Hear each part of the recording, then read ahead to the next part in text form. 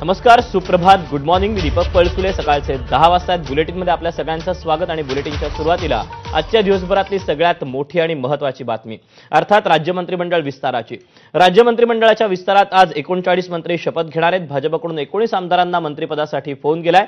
प्रदेशाध्यक्ष चंद्रशेखर बावनकुळे यांनी स्वतः फोन करून या आमदारांना मंत्रिपदासाठी शपथ घेण्यासाठी तयार राहण्याच्या सूचना केल्यात.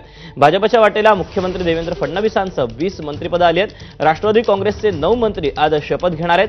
तर राष्ट्रवादीला अजित पवारांचं 10 खाते मिळणार आहेत. तर शिवसेनेच्या वाट्याला एकनाथ शिंदेंसह 12 मंत्रिपदं मिळणार आहेत. शिवसेनेचे 11 आमदार आज मंत्री म्हणून शपथ घेणार आहेत.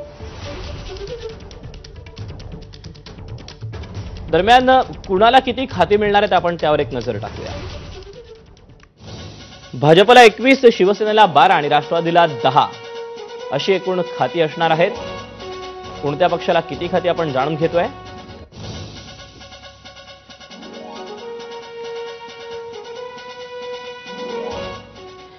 आपण या सगळ्याबद्दलचे अपडेट जाणून घेऊयात. विविध प्रतिनिधी आपल्या सोबत आहेत. नागपूरवरून